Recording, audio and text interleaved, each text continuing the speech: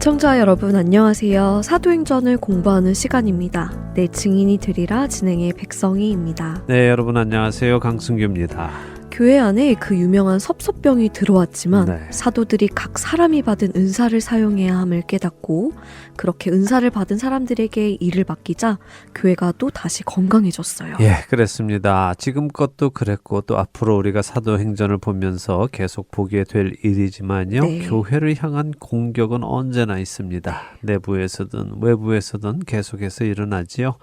문제는 그런 일이 일어나지 않게 하는 것에 있지 않습니다. 언제나 있는 이 일들에 어떻게 대응해 나가느냐 하는 것에 있지요.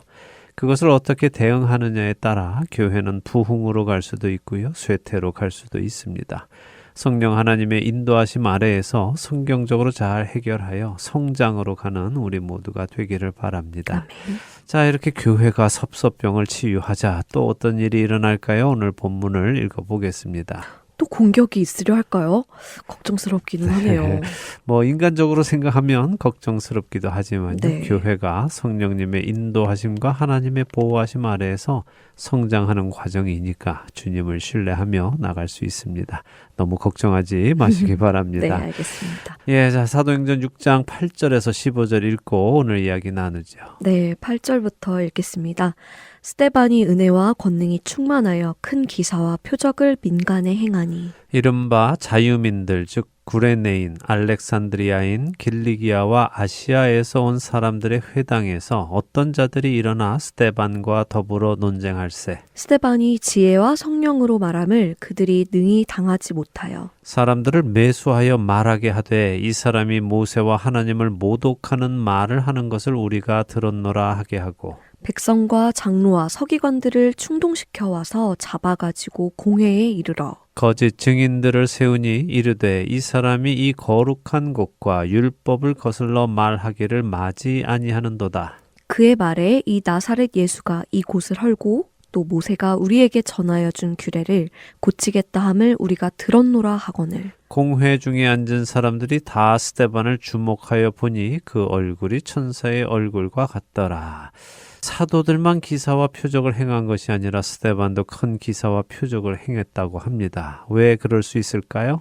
은혜와 권능이 충만해서 그랬다고 하시네요. 네, 성령에 충만했다는 말씀입니다. 네. 자, 이렇게 성령에 충만한 스데반이 어떤 특정한 사람들과 논쟁을 하게 되는데요. 누구라고 하십니까? 자유민들이라고 하네요. 네. 그리고 그들이 구레네인, 알렉산드리아인, 길리기아와 아시아에서 온 사람들이라고 하고요. 네. 그런데 이게 무슨 말이죠? 예, 뭐 자유민이라는 표현은요, 이들이 전에는 종이었는데 이제 자유인이 되었다 하는 의미입니다. 무슨 네. 의미인가 하면요, 유대인들 중에는 과거에 구레네와 알렉산드리아 그리고 길리기아와 아시아 등으로 노예로 끌려갔던 사람들이 있었는데 그들의 후손이라는 말입니다. 아, 노예로 끌려갔던 조상들의 후예라는 말이군요. 네. 그런데 이들이 다시 예루살렘으로 돌아와서 살고 있었나 보네요. 예, 그런 것 같습니다. 이들이 조상들의 고향인 예루살렘으로 돌아와서 살고 있지만 또 자신들이 살던 지역의 문화적 특성도 있으니까 예루살렘 안에서도 출신 지역끼리 모여서 살았던 것 같습니다.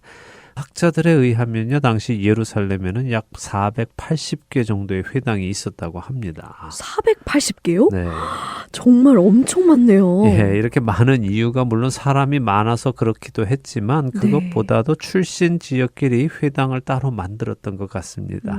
뭐 우리도 지금 이 미국에 살면서도 주일이 되면 한국 사람은 한국 교회, 중국 사람 중국 교회, 뭐 멕시코 네. 사람들은 멕시코 교회 이렇게 자신들의 문화 속으로 가서 섬기는 것처럼요. 당시에도 그랬던 것 같습니다. 그런데 스데반이 이 회당들을 다니면서요. 예수님이 메시아이신 것을 증언하고 다녔던 것 같습니다. 그런데 회당의 이방 출신 유대인들과 지금 논쟁이 붙은 것이죠. 아, 예수님이 메시아다, 아니다 하는 논쟁이었나 보네요. 네, 그랬겠죠. 그런데 스데반이 그들과 변론을 할 때 자신의 지식이나 생각으로 변론을 한 것이 아니라 성령의 충만하신 지혜로 변론을 했기 때문에 사람들이 당해낼 수 없었습니다. 그런데 중요한 것이 있는데요. 이렇게 논쟁을 한 후에 자신들의 생각이 틀렸음을 알았다면 아, 그랬구나. 우리가 틀렸었구나 하고 겸손히 받아들이는 것이 아니라 이들은 어떻게 합니까? 사람들을 매수해서 스데반에 대해서 거짓 증언을 하도록 하네요. 네. 스데반이 하나님과 모세를 모독했다고요. 예. 정말 나쁘네요. 하나님의 진리를 전하는 스테반이 오히려 하나님을 모독했다고 하니까요.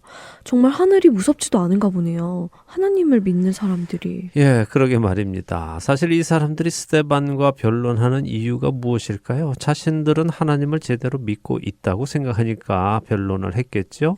자신들은 올바른데 스데반이 잘못이라고 생각을 하니까 논쟁을 한 것입니다. 네. 그런데 이렇게 자신들이 올바른 사람이라고 생각하는 사람이라면요, 자신들의 삶 속에서 자신들이 하나님의 말씀을 지키고 있음을 증명해야 합니다. 네.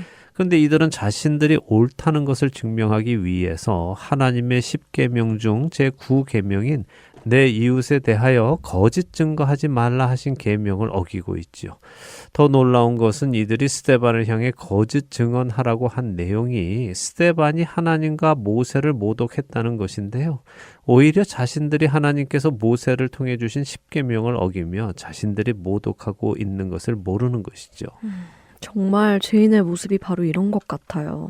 자신이 정죄하는 그 정죄를 스스로 짓고 있는 것이요. 맞습니다. 너무 슬픕니다. 슬프고 말고요. 자, 그래서 이 이방 출신 유대인들이 스데반과 논쟁에서 화가 나니까 거짓 증인들을 돈으로 매수해서 세우고는 스데반을 없애기 위해 백성과 장로들과 서기관들을 충동합니다.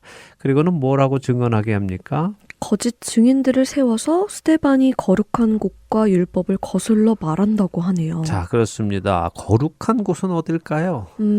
성전일까요? 네, 맞습니다. 성전입니다. 결국 성전과 율법을 거슬러 말한다라고 거짓 증거하도록 했지요. 성전은 누가 관할한다고 전에 말씀드렸지요? 제사장들인 사두개인들이요. 맞습니다. 그러면 율법은 누구와 관련이 있을까요? 율법을 열심히 지키는 바리새인들이겠네요. 그렇습니다. 지금까지 교회를 향한 박해는요, 사실 사두개인들을 중심으로 일어났었습니다. 그랬죠. 제사장들이 중심이 되어서 교회를 핍박했죠. 네. 그런데 이제는 바리새인들까지 참여하게 되는군요. 예, 점점 적이 많아지고 있죠. 예. 네. 그런데 이 거짓 증인들의 증언을 들어보니까 나사렛 예수가 성전을 헐고 모세의 율법을 고치겠다고 했다고 증언을 합니다. 사실 예수님도 대제사장으로부터 성전을 무너뜨리고 사흘 만에 다시 짓겠다고 하신 것 때문에 정죄를 받으셨지요. 이들은 사실 종교 생활을 하면서도 왜 종교 생활을 하는지 모르고 있는 사람들입니다. 예수님이 성전을 헐라고 하신 이유는 무엇이었습니까? 예수님이 스스로 성전이 되실 것이기 때문 아닐까요? 맞습니다. 그런데 예수님이 성전이 되신다는 것은 또 무엇입니까? 제가 다른 방송에서도 말씀을 드렸지만요. 성전이 무엇하는 곳인지 먼저 우리는 깨달아야 합니다. 성전은 뭐 하는 곳일까요? 사람들은 성전을 제사 지내는 곳이라고 알고 있습니다. 성전이 제사 지내는 곳 아닌가요? 맞는 것 같은데요. 예, 물론 맞습니다. 성전이 제사를 지내는 곳이 맞는데요. 제사를 지내는 이유를 우리가 알아야 하죠. 제사를 지내는 이유는 죄 사함을 받기 위함이잖아요. 물론이죠. 그런데 왜 제사함을 받아야 합니까? 그것이 성전의 목적인데요. 죄 사함을 받으려는 목적이요. 네.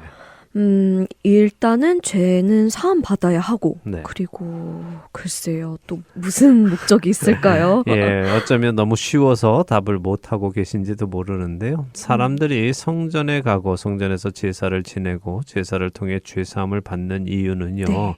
하나님을 만나기 위해서입니다. 하나님의 임재 앞에 나갈 수 있기 원해서 그렇죠. 아, 네, 그렇죠. 그것이 궁극적인 목적이죠.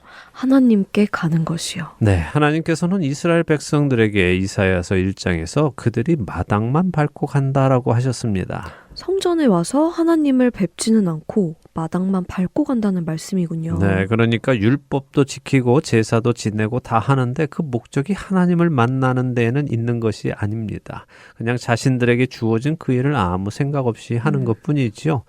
하나님은 순종을 제사보다 좋아하신다고 하시는데 이들은 그것을 모르고 제사만 열심히 지냅니다. 예수님이 오신 이유는 제사를 더 이상 드리지 않도록 율법을 완성하러 오신 것입니다. 예수님이 율법을 완성하심으로 어느 누구도 더 이상 하나님을 만나기 위해 제사를 드리지 않아도 되지요.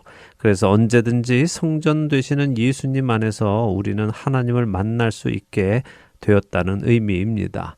그런데 지금 이들은 제사를 왜 안 지내도 되는지는 이해 못하고 그냥 하나님을 만나고자 하는 생각도 없으니까 여전히 제사를 지내야 한다고만 생각하면서 제사를 지낼 성전을 없애라는 것이 하나님을 향한 모독이라고 생각하는 것이죠. 거짓 증인들이 이렇게 말을 하자 그곳에 있던 사람들이 모두 스데반을 쳐다봅니다. 뭐야, 이 사람이 그런 말을 했어? 하면서 쳐다본 것이군요. 네, 사람들이 뭐야 이놈이 하나님과 모세를 모독하는 그런 말을 했다고 하면서 쳐다봤는데 스데반의 얼굴이 죄인의 얼굴이 아니라 천사의 얼굴처럼 빛이 났다는 것입니다. 하나님의 영광이 그의 얼굴에 나타났다는 것이죠. 멋진데요. 거짓말하는 자들이 오히려 뜨끔했겠어요. 예, 뭐 글쎄 이들이 그 빛을 보았는지 아니면 믿는 자들의 입장에서만 보인 것인지는 잘 모르겠습니다만 어쨌든 성경은 스데반이 성령의 충만해 있음을 우리에게 알려주고 계십니다. 자, 이제 다음 장인 사도행전 7장으로 가보죠. 일단 1절에서 16절까지 읽겠습니다. 네, 사도행전 7장 1절부터 읽습니다.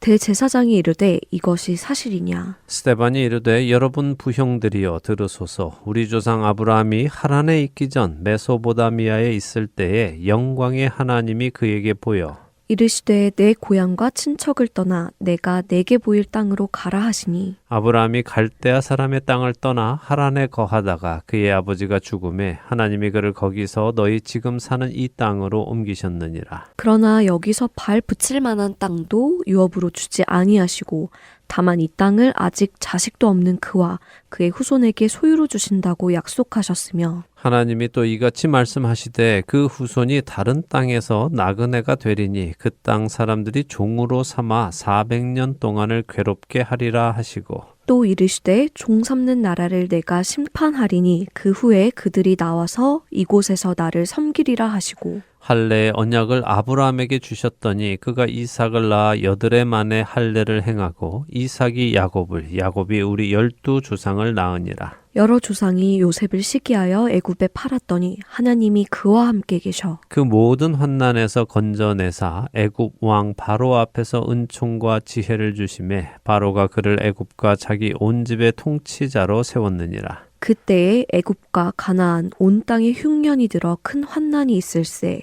우리 조상들이 양식이 없는지라 야곱이 애굽에 곡식이 있다는 말을 듣고 먼저 우리 조상들을 보내고 또 재차 보냄에 요셉이 자기 형제들에게 알려지게 되고 또 요셉의 친족이 바로에게 드러나게 되니라. 요셉이 사람을 보내어 그의 아버지 야곱과 온 친족 75사람을 청하였더니 야곱이 애굽으로 내려가 자기와 우리 조상들이 거기서 죽고 세겜으로 옮겨져 아브라함이 세겜 하몰의 자손에게서 은으로 값 주고 산 무덤에 장사되니라.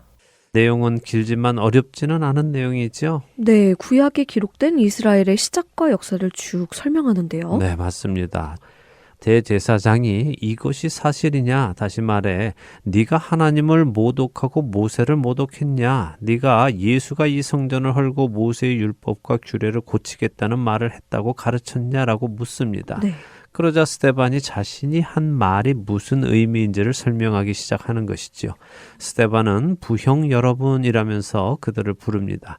무슨 뜻일까요? 아비 부자와 형제 형자입니다. 아버지와 형제 여러분 그렇게 부르는 것이군요. 네. 결국에 한 가족임을 강조하는 것이네요. 예, 자신과 그들이 하나라는 것입니다. 그래서 우리 조상 하면서 아브라함을 이야기하지요. 그런데 오늘은 이 내용 전체를 보기보다요. 한 가지 신학적 배경을 좀 설명드려야겠습니다. 내용은 다음 주에 보도록 하지요. 네. 신학적 배경은 무엇인가 하면요. 우리가 현재 보는 성경 중에 구약 성경은 히브리 성경인 마소라 성경을 번역한 성경입니다.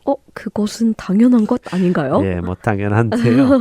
예, 예수님 당시 유대인들 그러니까 바벨론 포로 시대 이후의 유대인들은 히브리 성경이 아닌 헬라어로 번역된 70인역이라는 성경을 보았습니다. 유대인들이 히브리어로 된 성경이 아닌 헬라어로 된 성경을 보았다고요? 네. 특이하네요. 왜 그랬을까요? 예, 바벨론 포로 시대 70년 동안 유대인들이 바벨론에 살면서요, 자신들의 모국어인 히브리어를 다 잊어버렸습니다. 대신 바벨론의 언어인 아람어를 배우고 자랐지요. 네. 그러다가 다시 예루살렘으로 돌아왔을 때 유대인들 대부분이 아람어를 사용했고요, 히브리어를 읽지 못했습니다. 그러던 중 알렉산더 대왕이 지중해를 중심으로 세계를 제패해 나가면서 헬라어, 곧 그리스어가 통용되기 시작했는데요. 이런 문화 속에서 구약 성경을 헬라어로 번역을 하게 되었습니다. 구약과 신약 중간기에 살던 사람들은 바로 이 헬라어 성경으로 말씀을 읽었죠. 그런 이유가 있었군요. 네. 자, 그런데 문제가 있습니다. 이 70인역 번역 과정에서 히브리 원문과 차이가 있게 번역이 된 것들이 있다는 것이죠. 자, 여기 스데반은 하나님께서 아브라함을 부르신 때가 하란에 있기 전 메소포타미아에 있을 때에 나타나셔서는 네 고향과 친척을 떠나 내가 보여줄 땅으로 가라라고 하셨다고 하지요. 네. 그럼 이것이 우리가 아는 성경의 내용일까요? 아닌 것 같은데요. 제가 알기론 하나님께서 아브라함이 하란에 있을 때 고향과 친척과 아버지를 떠나라고 하신 것으로 아는데요. 맞습니다. 창세기 11장 31절을 보면요. 아브라함의 아버지 데라가 그들을 데리고 갈대아인의 우르를 떠나 가나안 땅으로 가고자 하다가 하란에 거류했고 205세에 죽었다고 기록하고 있습니다. 그리고 이어지는 12장에 보면 하나님께서 아브라함에게 네 고향과 친척과 아비집을 떠나라고 하시죠. 그리고 12장 4절에 보면 아브라함이 여호와의 말씀을 따라 하란을 떠날 때에 75세다라고 기록합니다. 그래서 하나님께서 아브라함을 하란에서 부르신 것으로 우리가 알고 있는 구약 성경은 말씀하시죠. 하지만 창세기 15장 7절에 보면요. 하나님께서는 나는 이 땅을 네게 주어 소유를 삼게 하려고 너를 갈대아인의 우르에서 이끌어낸 여호와니라 라고 또 스스로 말씀을 하십니다. 그러면 갈대아 우르에서 부르신 것이 맞네요. 네, 또 그렇게 보이죠? 예. 그래서 어떤 학자들은 하나님께서 아브라함을 갈대아 우르에서 한 번, 하란에서 한 번 이렇게 두 번 부르셨다라고 주장하기도 합니다. 하지만 과연 그럴까요? 만일 그랬다면 하나님께서 아브라함을 처음으로 부르시는 그 장면을 기록하지 않았을까요? 했겠죠. 그런데요, 하나님께서 아브라함을 부르신 것은 하란이 맞습니다. 그러나 하나님께서 아브라함을 갈대아 우르에서 이끌어내신 것도 맞지요. 그러니까 부르신 것과 이끌어내신 것에는 차이가 있다는 말씀이군요. 네, 그렇습니다. 저는요, 하나님을 잘 몰랐습니다. 그런데 그 하나님을 제가 샌프란시스코에 살 때 만났거든요. 근데 하나님께서는 저에게 이렇게 말씀하실 수 있습니다. 나는 너를 구원하기 위해 너를 한국에서 이끌어낸 너의 하나님이다 라고요. 그렇군요. 그런 말씀이군요. 네, 그렇습니다. 자, 일단 오늘 시간이 다 되었으니까요. 이 내용은 우리 다음 시간에 더 다루도록 하겠습니다. 네, 벌써 시간이 그렇게 되었네요. 알겠습니다. 스데반 집사의 순교가 가까이 왔다는 것이 슬퍼집니다. 다음 시간에 그의 마지막 모습을 보게 되겠네요. 예, 그러나 그 안에서 우리는 또 소망도 얻을 것입니다. 언제나 소망을 잃지 않는 우리가 되기를 바랍니다. 아멘. 소망을 품고 사는 우리 모두 되기 바라며 내 증인이 되리라 마치도록 하겠습니다. 저희는 다음 주에 다시 뵙겠습니다. 안녕히 계세요. 안녕히 계십시오.